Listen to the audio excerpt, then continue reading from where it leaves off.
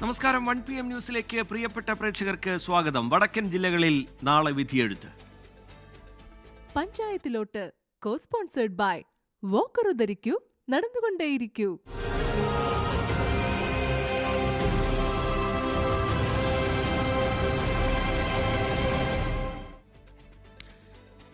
തദ്ദേശ തെരഞ്ഞെടുപ്പിനുള്ള രണ്ടാം ഘട്ട വോട്ടെടുപ്പ് നാളെ. തൃശൂർ മുതൽ കാസർഗോഡ് വരെയുള്ള 7 ജില്ലകളിലെ 604 തദ്ദേശ സ്ഥാപനങ്ങളിലേക്കാണ് തെരഞ്ഞെടുപ്പ്. നിശബ്ദ പ്രചാരണ ദിനം. വോട്ടുറപ്പിക്കുന്ന തിരക്കിലാണ് സ്ഥാനാർത്ഥികളും മുന്നണികളും. പോളിംഗ് സാമഗ്രികളുടെ വിതരണം പൂർത്തിയായി. തൃശൂർ, പാലക്കാട്, മലപ്പുറം, കോഴിക്കോട്, വയനാട്, കണ്ണൂർ, കാസർഗോഡ് ജില്ലകളിലാണ് നാളെ തെരഞ്ഞെടുപ്പ് നടക്കുക. 470 പഞ്ചായത്തുകളിലെ 9027 വാർഡുകൾ, 77 ബ്ലോക്ക് പഞ്ചായത്തുകളിലെ 1177 ഡിവിഷനുകളിലേക്കും 7 ജില്ലാ പഞ്ചായത്തുകളിലെ 182 ഡിവിഷനുകളിലേക്കും 47 നഗരസഭകളിലെ 1834 ഡിവിഷനുകളിലേക്കും തൃശൂർ, കോഴിക്കോട്, കണ്ണൂർ കോർപ്പറേഷനുകളിലുമാണ് തെരഞ്ഞെടുപ്പ്. ഇതിൽ കണ്ണൂർ ജില്ലയിൽ 14ഉം കാസർഗോഡ് 2 വാർഡുകളിൽ സ്ഥാനാർത്ഥികൾ എതിരില്ലാതെ തെരഞ്ഞെടുക്കപ്പെട്ടിട്ടുണ്ട്. സംസ്ഥാനത്ത് ഏറ്റവും കൂടുതൽ പ്രശ്നബാധിത ബൂത്തുകളുള്ളത് കണ്ണൂരിലാണ്, 1025. മലപ്പുറത്ത് 277 പ്രശ്നബാധിത ബൂത്തുകളും 18 അതീവ പ്രശ്നബാധിത ബൂത്തുകളുമുണ്ട്. വയനാട്ടിൽ 64, കാസർഗോഡ് 9, കോഴിക്കോട് ജില്ലയിൽ 731 എന്നിങ്ങനെയാണ് പ്രശ്നബാധിത ബൂത്തുകളുടെ എണ്ണം. മാവോയിസ്റ്റ് സ്വാധീന മേഖലകളിലെ ബൂത്തുകളിൽ പ്രത്യേക സുരക്ഷ ഒരുക്കുമെന്ന് Vadakara rural S P KE Baiju പറഞ്ഞു. കോഴിക്കോട് റൂറലിൽ തീർച്ചയായിട്ടും ഞങ്ങൾ 1000-ഓളം പോലീസുകാരെയാണ് വിന്യസിച്ചിട്ടുള്ളത്. ഞങ്ങൾക്ക് 577 ആണ് സെൻസിറ്റീവ് ബൂത്തുള്ളത്. ഇപ്പോൾ മാവോയിസ്റ്റ് അഫക്റ്റഡ് ബൂത്തുണ്ട്, അതുകൂടാതെ ക്രിട്ടിക്കൽ ബൂത്തുണ്ട്. ഇതെല്ലാം ഉൾപ്പെടെ തന്നെ നമ്മൾ ഓരോ ബൂത്തിലും അഡീഷണൽ ആയിട്ട് ഒരു ഓഫീസറും 4 പോലീസുകാരെയാണ് പോസ്റ്റ് ചെയ്തിട്ടുള്ളത്. ജില്ലകളിലെ പോളിംഗ് സാമഗ്രികളുടെ വിതരണം ഉച്ചയോടെ പൂർത്തിയായി. അതേസമയം നിശബ്ദ പ്രചാരണത്തിന്റെ ദിവസമായ ഇന്ന് വിട്ടുപോയ വോട്ടേഴ്സിനെ കണ്ട് വോട്ട് ചോദിക്കുന്ന തിരക്കിലായിരുന്നു സ്ഥാനാർത്ഥികൾ. News bureau 24. തദ്ദേശ തെരഞ്ഞെടുപ്പിലെ ആദ്യഘട്ടത്തിൽ സംസ്ഥാനത്ത് 70.91% പോളിംഗ്. 2020-ലെ തെരഞ്ഞെടുപ്പുമായി താരതമ്യം ചെയ്യുമ്പോൾ പോളിംഗ് ശതമാനത്തിൽ 3% കുറവുണ്ട്. പോളിംഗ് ശതമാനം കുറഞ്ഞെങ്കിലും തികഞ്ഞ വിജയപ്രതീക്ഷയിലാണ് മുന്നണികൾ.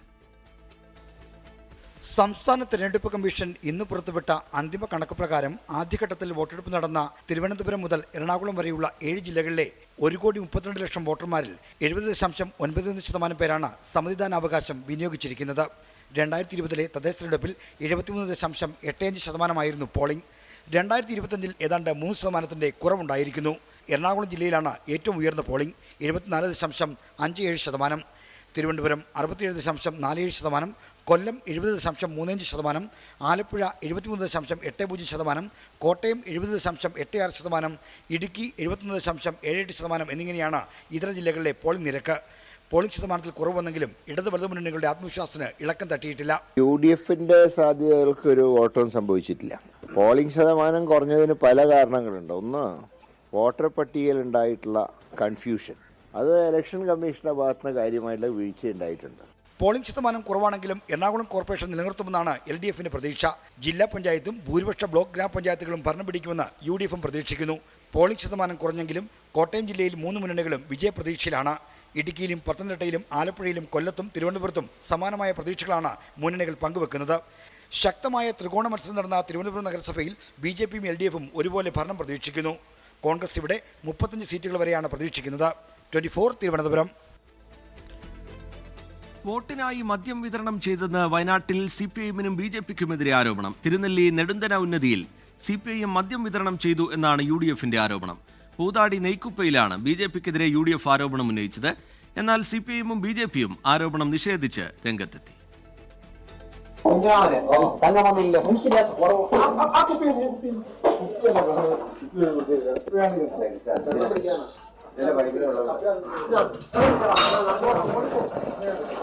പൂതാടി പഞ്ചായത്തിലെ 1-ാം വാർഡായ നെയ്ക്കുപ്പയിൽ നിന്നാണ് ഈ ദൃശ്യങ്ങൾ.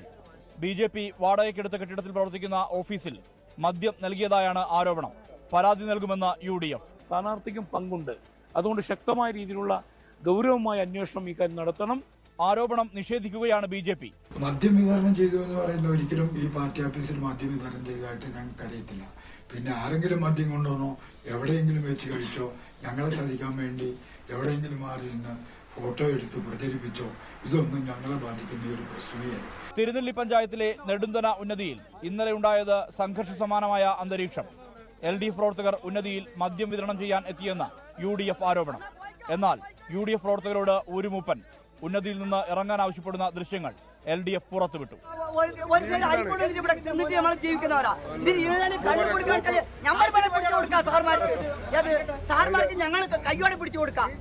LDF മദ്യം നൽകിയെന്ന ആരോപണം നിഷേധിച്ച് ഉന്നതിയിൽ ഉള്ളവർ രംഗത്ത് വന്നു.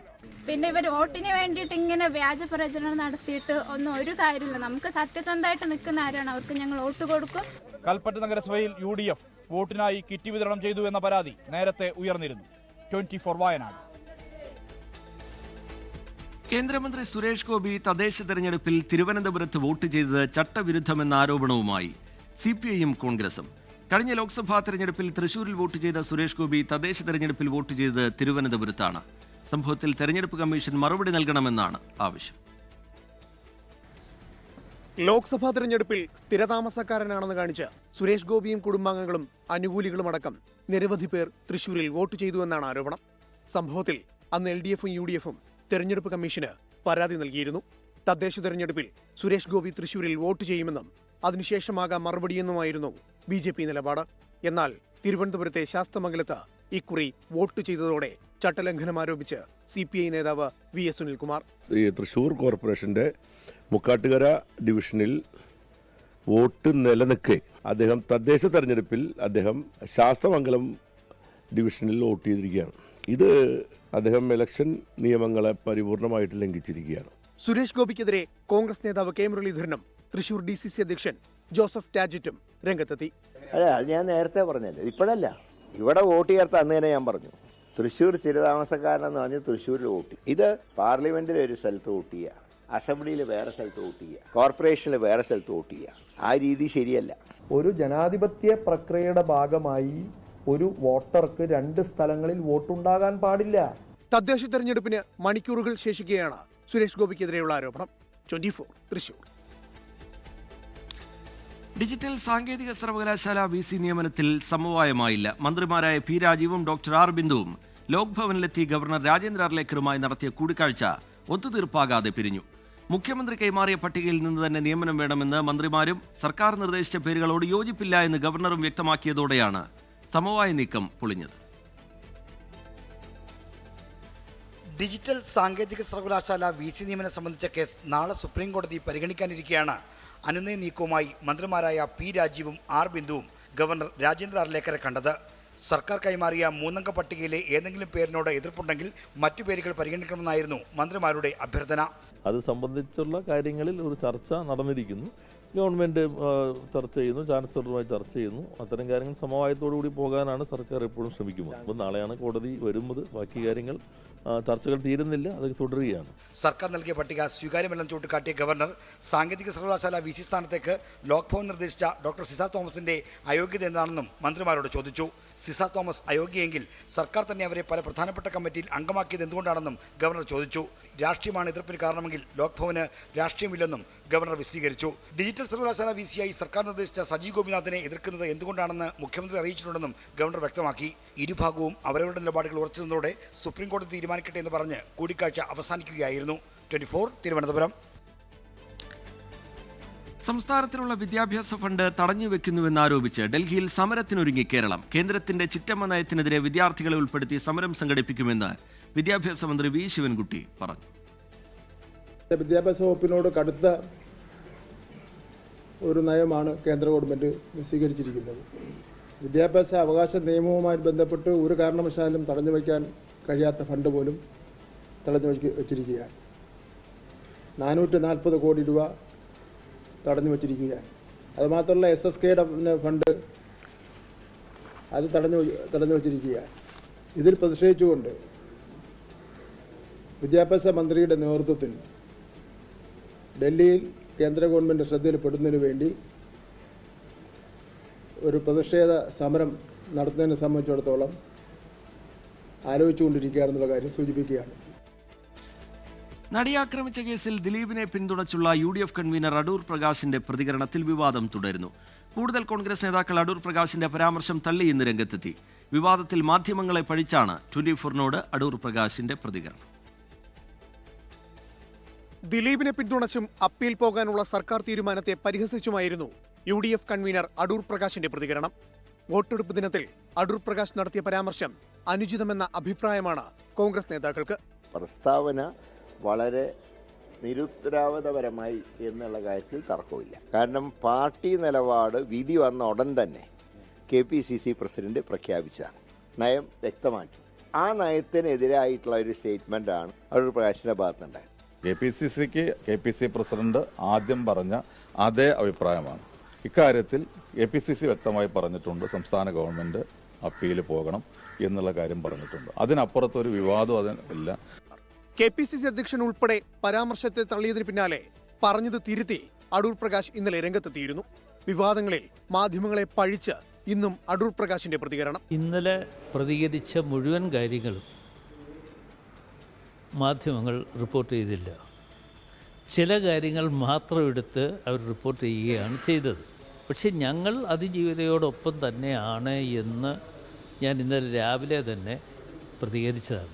പക്ഷെ അത് മാത്രം കട്ട് ചെയ്തിട്ട് ബാക്കിയുള്ള ഭാഗങ്ങൾ മാത്രം വരികയുണ്ടായി. അതേസമയം വേട്ടക്കാരനൊപ്പമാണോ ഇരയ്ക്കൊപ്പമാണോ UDF എന്നത് വ്യക്തമാക്കണമെന്ന് മന്ത്രി വി ശിവൻകുട്ടി പറഞ്ഞു. ഈ വിഷയത്തിൽ UDF കൺവീനർ നടത്തിയ പ്രസ്താവന അവരുടെ രാഷ്ട്രീയ പാപ്പരത്വമാണ് ഒഴിവാക്കുന്നത്. വേട്ടക്കാരന് ഒപ്പമാണോ അതോ ഇരയ്ക്കൊപ്പമാണോ തങ്ങളെന്ന് UDF വ്യക്തമാക്കണം. ഒരു പാർട്ടിയും 1000 അഭിപ്രായങ്ങളുമാണ് കോൺഗ്രസിനെന്ന് മന്ത്രി PA മുഹമ്മദ് റിയാസ് കുറ്റപ്പെടുത്തി. 24 തിരുവനന്തപുരം. നടി ആക്രമിക്കപ്പെട്ട കേസിലെ വിധിക്ക് പിന്നാലെ കുറ്റവിമുക്തനായ ദിലീപിനെ സിനിമാ സംഘടനയിലേക്ക് തിരിച്ചെടുക്കാനുള്ള നീക്കത്തിൽ ഒരു വിഭാഗത്തിന് കടുത്ത അതൃപ്തി. ഇന്നലെ ഫെഫ്കയിൽ നിന്ന് ഡബ്ബിംഗ് ആർട്ടിസ്റ്റ് ഭാഗ്യലക്ഷ്മി രാജിവെച്ചിരുന്നു. അതേസമയം 6 പ്രതികൾക്കുള്ള ശിക്ഷാവിധിക്ക് ശേഷം അപ്പീൽ നൽകാനാണ് പ്രോസിക്യൂഷന്റെ തീരുമാനം. നടി ആക്രമിച്ച കേസിൽ നടൻ ദിലീപ് കുറ്റവിമുക്തനായതിന് പിന്നാലെ സിനിമാ മേഖല രണ്ടായി പിളർന്നു നിൽക്കുകയാണ്. അതിജീവിതയ്ക്കൊപ്പം എന്ന ഒരു വിഭാഗവും കുറ്റവിമുക്തനായതോടെ ദിലീപിന് നീതി ലഭിച്ചുവെന്ന് കരുതുന്ന മറുവിഭാഗവും. അമ്മ, ഫെഫ്ക ഉൾപ്പെടെയുള്ള സംഘടനകളിലേക്ക് ദിലീപിനെ ഉടൻ തിരിച്ചെടുക്കുന്നതിൽ കടുത്ത അതൃപ്തി സിനിമാ മേഖലയിലുണ്ട്. ഇന്നലെ ഡബ്ബിംഗ് ആർട്ടിസ്റ്റ് ഭാഗ്യലക്ഷ്മി ഫെഫ്കയിൽ നിന്ന് രാജിവെച്ചിരുന്നു. വെള്ളിയാഴ്ചയാണ് കേസിൽ കുറ്റക്കാരെന്ന് കണ്ടെത്തിയ പൾസർ സുനി ഉൾപ്പെടെ 1 മുതൽ 6 വരെ പ്രതികളുടെ ശിക്ഷയിൽ വാദം നടക്കുക. വിധിപ്പകർപ്പ് ലഭിച്ച ഉടൻ അപ്പീലുമായി ഹൈക്കോടതിയെ സമീപിക്കാനാണ് പ്രോസിക്യൂഷൻ തീരുമാനം. തനിക്കെതിരെ കേസിൽ ഗൂഢാലോചന നടന്നുവെന്ന നിലപാട് ദിലീപ് ആവർത്തിച്ചിരുന്നു. നിയമ നടപടികളുമായി മുന്നോട്ടു പോകാനാണ് ദിലീപിന്റെ നീക്കം. അതുകൊണ്ട് തന്നെ നടി ആക്രമിക്കപ്പെട്ട കേസിൽ വിചാരണ കോടതി ശിക്ഷാവിധിക്ക് ശേഷവും തുടർചലനങ്ങൾ ഉണ്ടാകും. 24 കൊച്ചി. എറണാകുളം മലയാറ്റൂരിൽ വിദ്യാർത്ഥി ചിത്രപ്രിയയെ കൊലപ്പെടുത്തിയത് ആൺ സുഹൃത്ത് അലൻ. സംശയത്തെ തുടർന്നുള്ള തർക്കത്തിനൊടുവിൽ പെൺകുട്ടിയെ തലയ്ക്കടിച്ച് കൊലപ്പെടുത്തിയെന്ന് അലൻ പോലീസിനോട് കുറ്റസമ്മതം നടത്തി. അലന്റെ അറസ്റ്റ് പോലീസ് രേഖപ്പെടുത്തി. ശനിയാഴ്ച വൈകിട്ടാണ് ചിത്രപ്രിയയെ കാണാനില്ല എന്ന് ചൂണ്ടിക്കാണിച്ച് വീട്ടുകാർ കാലടി പോലീസിൽ പരാതി നൽകിയത്. ഇന്നലെ നടത്തിയ തിരച്ചിലിന് ആളൊഴിഞ്ഞ പറമ്പിൽ നിന്ന് ചിത്രപ്രിയയുടെ മൃതദേഹം കണ്ടെത്തി. തലക്കടിയേറ്റതായി ഇൻക്വസ്റ്റിൽ വ്യക്തമായി. ശരീരത്തിൽ മുറിവുകൾ കണ്ടെത്തിയതോടെ കൊലപാതകമെന്ന് പോലീസ് ഉറപ്പിച്ചു. അലനൊപ്പം ചിത്രപ്രിയ ബൈക്കിൽ സഞ്ചരിക്കുന്ന CCTV ദൃശ്യങ്ങളും നിർണായകമായി.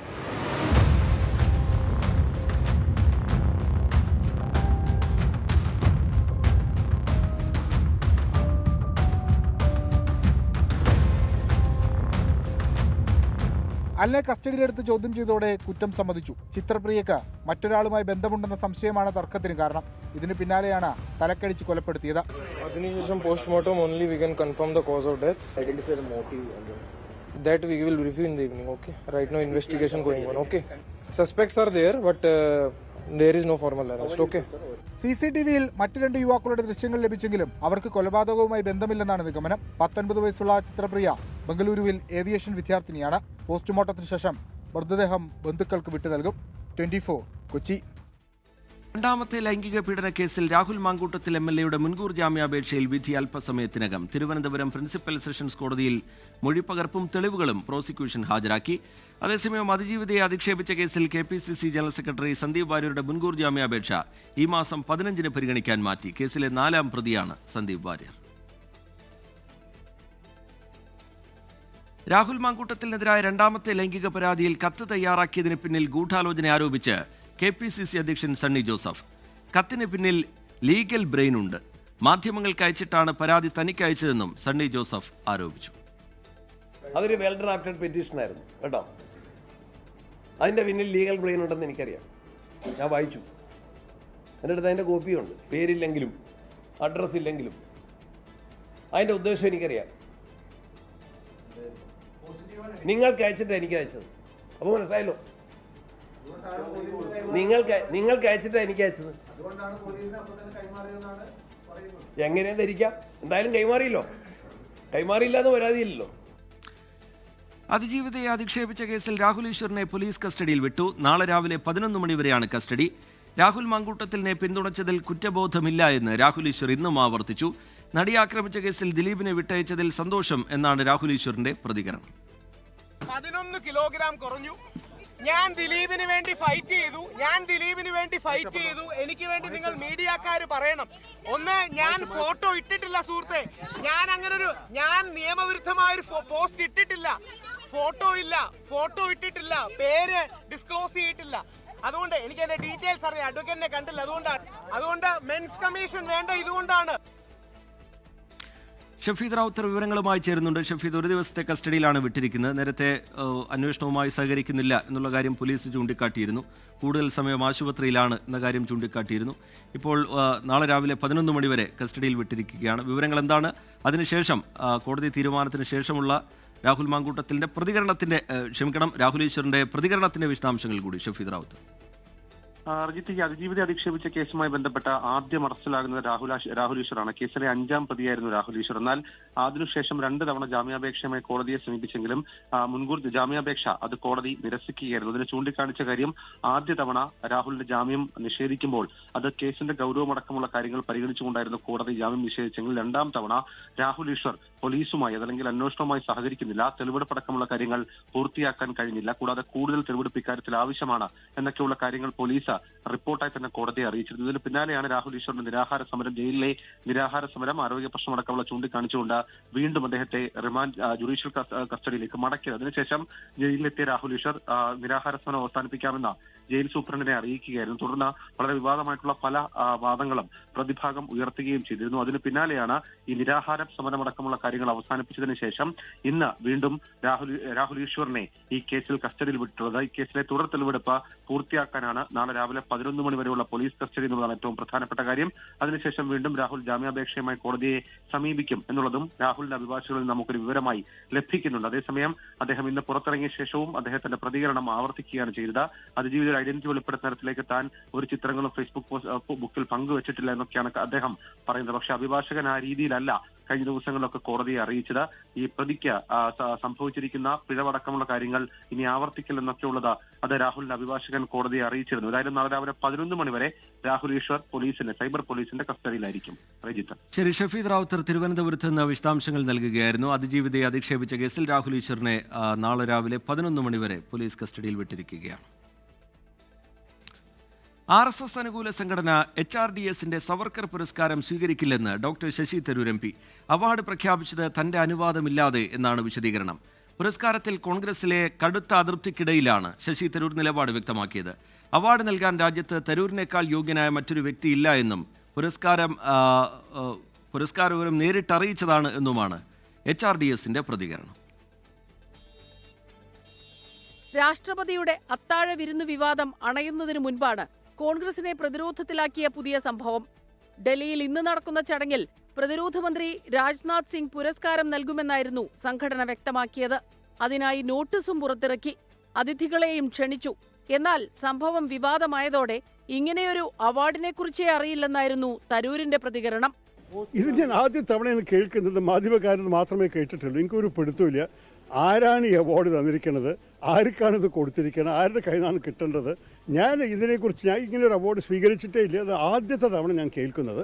കോൺഗ്രസ് എക്കാലവും എതിർത്തിരുന്ന സവർക്കറുടെ പേരിലുള്ള പുരസ്കാരം പ്രവർത്തക സമിതി അംഗം ഏറ്റുവാങ്ങുന്നതിൽ നേതൃത്വം ഒന്നടങ്കം എതിർപ്പുമായി രംഗത്തെത്തി. ഈ അവാർഡ് VD സവർക്കറുടെ പേരിലാണ് ഏർപ്പെടുത്തിയിരിക്കുന്നത്. അതുകൊണ്ട് ഒരു കാരണവശാലും അദ്ദേഹം ഈ അവാർഡ് സ്വീകരിക്കാൻ പാടില്ല. കോൺഗ്രസിന്റെ രക്തം ശശി തരൂരിന്റെ സിരകളിൽ അവശേഷിക്കുന്നുവെങ്കിൽ അദ്ദേഹം ഈ അവാർഡ് നിരസിക്കണം. എന്നാൽ തരൂരിന്റെ അനുവാദത്തോടെയാണ് പുരസ്കാരം പ്രഖ്യാപിച്ചതെന്നാണ് HRDS സംഘടന വ്യക്തമാക്കിയത്. ലോകത്തിന് വേണ്ടിയിട്ട് വലിയ രൂപത്തിലുള്ള സംഭാവന ഇന്ത്യയിൽ നിന്നുള്ള ഒരാൾ ലോകം മുഴുവൻ അറിയപ്പെടുന്ന ഒരു നിലയിലേക്ക് വന്നത് ആളാണ് തരൂർജി. 150 കോടി ജനങ്ങൾക്കകത്തുനിന്ന് ഞങ്ങൾ മികച്ചത് എന്ന് കരുതുന്ന ഒരാളായിട്ടാണ് അദ്ദേഹത്തെ ഞങ്ങൾ കാണുന്നത്. ഈ കോൺഗ്രസിൻ്റെ സൈഡിൽ നിന്നുണ്ടാകുന്ന വലിയ ഭീഷണി ഉണ്ടാകുന്നതുകൊണ്ട് ചിലപ്പോൾ ഒരുപക്ഷെ അദ്ദേഹം പിന്മാറേണ്ടി വന്നതായിരിക്കാം. അവാർഡിന്റെ സ്വഭാവം എന്തെന്നോ ഏത് സംഘടനയാണ് ഇത് സമ്മാനിക്കുന്നതെന്നോ വ്യക്തതയില്ലാത്ത സാഹചര്യത്തിൽ അവാർഡ് സ്വീകരിക്കുമോ എന്നുള്ള ചോദ്യം പോലും ഉദിക്കുന്നില്ലെന്ന് തരൂർ വിശദീകരിച്ചു. ഡൽഹിയിലുണ്ടായിരുന്ന തരൂർ സ്വകാര്യ ചടങ്ങിൽ പങ്കെടുക്കാൻ കൊൽക്കത്തയിലേക്ക് തിരിച്ചു. 24 ഡൽഹി. ശബരിമല സ്വർണ്ണക്കൊള്ള കേസിൽ മുൻ പ്രതിപക്ഷ നേതാവ് രമേശ് ചെന്നിത്തലയുടെ മൊഴിയെടുക്കുന്നത് മറ്റൊരു ദിവസത്തേക്ക് മാറ്റി SIT. അന്വേഷണ സംഘത്തിലെ ഉദ്യോഗസ്ഥരുടെ അസൗകര്യത്തെ തുടർന്നാണ് തീരുമാനം. സ്വർണ്ണക്കൊള്ളയിൽ രാജ്യാന്തര പുരാവസ്തു മാഫിയയ്ക്ക് ബന്ധമുണ്ട് എന്ന വെളിപ്പെടുത്തലാണ് രമേശ് ചെന്നിത്തല നടത്തിയത്. അതിലാണ് മൊഴിയെടുക്കാൻ SIT തീരുമാനിച്ചത്. രാജ്യാന്തര പുരാവസ്തു കള്ളക്കടത്ത് സംഘങ്ങൾക്ക് ശബരിമല സ്വർണ്ണക്കൊള്ളയിൽ ബന്ധമുണ്ടെന്ന രമേശ് ചെന്നിത്തലയുടെ വെളിപ്പെടുത്തലിന്റെ അടിസ്ഥാനത്തിലായിരുന്നു മൊഴിയെടുക്കാനുള്ള നീക്കം. വിഷയവുമായി ബന്ധപ്പെട്ട് മൊഴി നൽകാൻ തയ്യാറാണെന്ന് ചെന്നിത്തലയാണ് SIT അറിയിച്ചത്. ഈഞ്ചക്കലിലെ ക്രൈംബ്രാഞ്ച് ഓഫീസിൽ ഇന്ന് മൊഴിയെടുപ്പ് നിശ്ചയിച്ചെങ്കിലും ഉദ്യോഗസ്ഥരുടെ അസൗകര്യത്തെ തുടർന്ന് മാറ്റുകയായിരുന്നു. സ്വർണം അന്താരാഷ്ട്ര മാർക്കറ്റിൽ അമൂല്യ വസ്തുവായി വിറ്റു എന്ന് വ്യവസായി തന്നോട് പറഞ്ഞെന്നും രഹസ്യമൊഴി നൽകാൻ വ്യവസായി തയ്യാറാണെന്നും രമേശ് ചെന്നിത്തല. അദ്ദേഹം പറയുന്നത് ഈ സ്വർണം അന്തർദേശീയ മാർക്കറ്റിൽ ഇത് ആന്റിക്സ് ആയിട്ട് വിറ്റിരിക്കുന്നു. 500 കോടിക്ക് അധികം വിലയുള്ള ഒന്നാണ്. ആ വിൽപ്പന നടന്ന അദ്ദേഹം പറഞ്ഞ 500 മുതൽ 1000 കോടി വരെ വിലയുള്ളതാണെന്നാണ് പറയുന്നത്. അപ്പൊ അങ്ങനെയുള്ള വിവരങ്ങൾ അദ്ദേഹത്തിന്റെ കയ്യിലുണ്ടെങ്കിൽ അദ്ദേഹം അത് SITക്ക് കൈമാറട്ടെ. നേരിട്ട് അദ്ദേഹത്തിന് പോകാൻ മടിയുള്ളത് കൊണ്ടാണ് ഞാൻ SITയോട് ഇത് പറഞ്ഞത്. സ്വർണ്ണപ്പാളിയുമായി ബന്ധപ്പെട്ട് 500 കോടിയുടെ ഇടപാടാണ് അന്താരാഷ്ട്ര കരിഞ്ചന്തയിൽ നടന്നതെന്നായിരുന്നു ചെന്നിത്തലയുടെ വെളിപ്പെടുത്തൽ. അതേസമയം സ്വർണ്ണക്കൊള്ള കേസിൽ ED അപേക്ഷ പരിഗണിക്കുന്നത് കൊല്ലം വിജിലൻസ് കോടതി ഈ മാസം 17ലേക്ക് മാറ്റി. രേഖാമൂലം മറുപടി നൽകാൻ SIT കൂടുതൽ സമയം തേടിയിട്ടുണ്ട്. രേഖകൾ EDക്ക് കൈമാറുന്നതിൽ SIT നേരത്തെ എതിർപ്പറിയിച്ചിരുന്നു. 24 തിരുവനന്തപുരം. ശബരിമലയിൽ ഇന്നും വൻ ഭക്തജന തിരക്ക്. 12 മണിവരെ 43,000-ലധികം പേർ ദർശനം നടത്തി. തിരക്ക് കണക്കിലെടുത്ത് 2 ദിവസമായി രാത്രിയിൽ ദർശന സമയം നീട്ടിയിരുന്നു.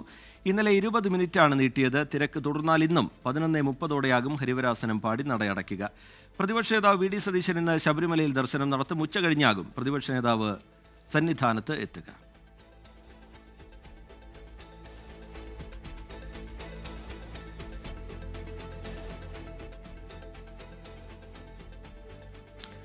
കാസർഗോഡ് ജില്ലയിൽ 24 കണക്റ്റും K ചിറ്റിലപ്പള്ളി ഫൗണ്ടേഷനും സംയുക്തമായി നൽകുന്ന 9ാമത്തെ വീടിന്റെ താക്കോൽ ദാനം നടന്നു.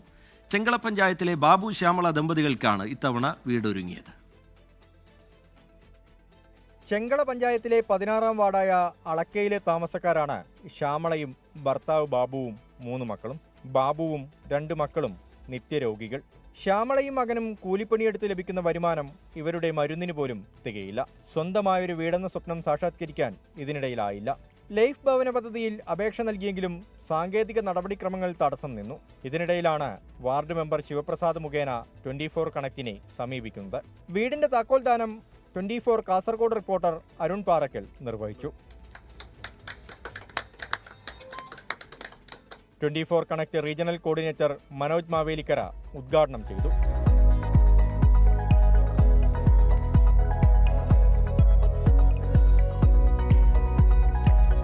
വീട് ലഭിച്ചതിൽ സന്തോഷമെന്ന് ശ്യാമളയും കുടുംബവും. കുറേ ബുദ്ധിമുട്ടായി വീടില്ലാതെ. കുറേ 10-20 കൊല്ലമായി അപേക്ഷ കൊടുക്കുന്നത്. കിട്ടിയില്ല. കുറേ കഷ്ടത്തിലായി. ബേജാറ് കുറേ സഹിക്കാൻ കഴിയാതെ കുറേ കരഞ്ഞു. ഞാൻ അയൽവാസികളും വന്ന് സാവധാനിച്ചിട്ട് പോയി. ഇപ്പോൾ സന്തോഷമായി. ശ്യാമളയ്ക്കും ബാബുവിനും തണലേകിയ 24നും K ചിറ്റിലപ്പള്ളി ഫൗണ്ടേഷനും നന്ദിയെന്ന് വാർഡ് മെമ്പർ ശിവപ്രസാദ്. ഇവർക്ക് സ്വന്തമായ ഒരു വീട് വെച്ച് വെക്കാൻ അടുത്ത കാലത്തൊന്നും കഴിയാത്ത സ്ഥിതിയാണ് ഉണ്ടായത്. അപ്പോഴാണ് ഈ സംരംഭം അവരെ സഹായിക്കാനെത്തിയത്. എന്തായാലും നമ്മുടെ വാർഡിനും നമുക്കും എല്ലാവർക്കും വളരെ സന്തോഷകരമായ ഒരു സംഭവമാണ് ഒരു വീട് വെച്ച് കൊടുക്കുക എന്നത്. അതിന് 24നെയും ചിറ്റിലപ്പള്ളിയും പ്രത്യേകം നന്ദി അറിയിക്കുന്നു. 24 കണക്ട് ജില്ലാ കോർഡിനേറ്റർ സജീവ് കുമാർ, സാമൂഹ്യ രാഷ്ട്രീയ രംഗത്തെ പ്രമുഖർ എന്നിവർ ചടങ്ങിൽ പങ്കെടുത്തു. 24 കാസർഗോഡ്.